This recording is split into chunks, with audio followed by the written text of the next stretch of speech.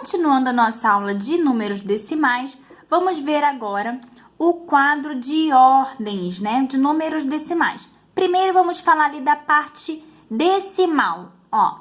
A gente tem quinta ordem ali, ó, centésimos de milésimos, quarta ordem, décimos de milésimos, terceira ordem, milésimos, segunda ordem, centésimos, primeira ordem, os décimos. Na parte inteira, a gente vai ter ali, ó, primeira ordem, unidade, segunda ordem, dezenas, terceira ordem, centenas. Gente, isso daí tem mais, tá? Porque os números são infinitos. Então, tanto na parte inteira quanto na parte decimal, a gente consegue aumentar aí essas ordens, tá? Unidade, dezena, centena. Então, a gente vai aumentando aí, tá bom? Então, tanto na parte decimal, como eu falei, na parte inteira também, as casas decimais podem ser maiores do que isso. Agora, vamos partir aqui para a leitura de números de forma decimal. Como que a gente vai ler esses números, tá bom? Os números decimais possuem vírgula. A vírgula vai separar, então, a parte inteira da parte decimal. Por exemplo, a gente tem, ó, 3,65. Então, a parte inteira é o 3 e a parte decimal, 65.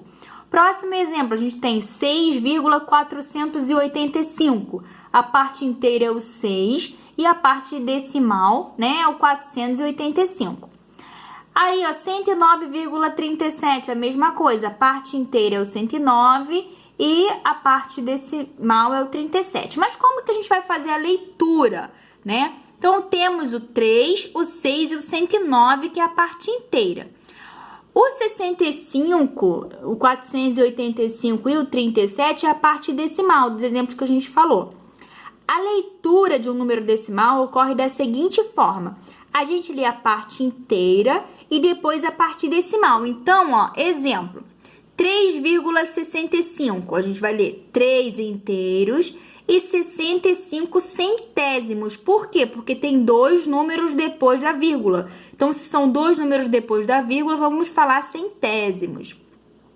Próximo exemplo, ó, 6,009. Então, a gente tem 6 inteiros e 9 milésimos, tá bom? E aí, a gente vai ter ali, ó, próximo exemplo, a gente tem 101,6. 101 inteiros e 6 décimos, porque só tem um número depois da vírgula, tá bom? Então, ó, quando o número não possui parte inteira, lemos apenas o decimal, tá? Exemplo, 0,36. Então, você não vai ler 0 inteiros, você só vai ler 36 centésimos, porque eu só tenho dois números depois da vírgula.